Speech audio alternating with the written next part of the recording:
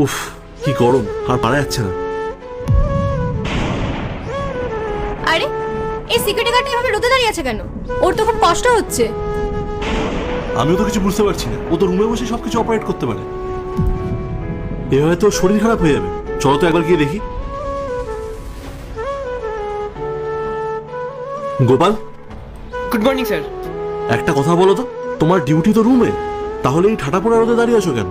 এরপর কি হয় সেটা দেখার আগে যেই মা বাবার কাছে 5 টাকা চাইলে 10 টাকা দেয়, না খাবার খেতে চাইলে খাইয়ে দেয়, সেই মা বাবাকে ভালোবেসে থাকলে ভিডিওতে একটা লাইক দিয়ে চ্যানেলটা সাবস্ক্রাইব করে দাও। আর তুমি যদি এটা না করো তাহলে আমরা মনে করবো তুমি তোমার মা বাবাকে ভালোবাসো না। তাই অবশ্যই এই চ্যানেলটা সাবস্ক্রাইব করে দাও। সরি স্যার, আমি এভাবে বলতে চাইনি, আমাকে ক্ষমা করে দেবেন। আপনারা দুজন কেন রোদের মধ্যে দাঁড়িয়ে আছেন? আর ম্যাডামও তো দাঁড়িয়ে আছেন। এখানে দাঁড়িয়ে থাকলে আপনাদের শরীর খারাপ হয়ে যাবে। আমি ঠিক আছি বলছি তো, আমার কোনো অসুবিধা নেই, আপনারা যান ভেতরে।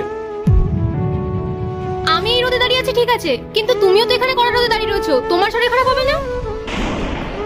আর তোমার স্যার কিছু জিজ্ঞেস করছে আর তুমি কোনো উত্তর দিচ্ছ না কেন? আরে তুমি তোমার শরীরের ব্যাপারে কেন ভাবছো না? তোমার যদি শরীর খারাপ হয়ে যায় এখানে কাজ করবে কি করে? তোমার সংসার চলবে কি করে সেটা তো ভাবো। স্যার, আমার কোনো সমস্যা নেই এখানে দাঁড়িয়ে থাকতে। আর আমি যদি এখানে না দাঁড়িয়ে থাকি তাহলে আমি আমার স্যালারিটা পাবো না।